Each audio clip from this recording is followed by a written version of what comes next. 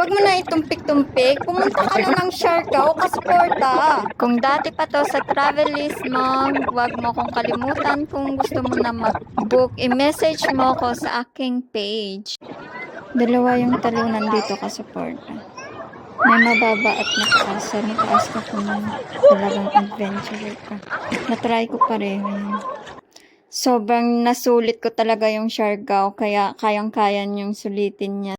Same lang sa akin yan, 4 days and 3 nights.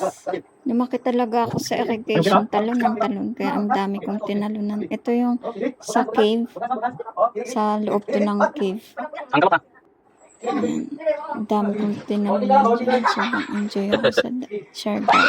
Kaya pumunta ka na dun ka support sa lahat ng nakikita mo dyan sa sumisikat sa Siargao. Lahat na yan matry mo.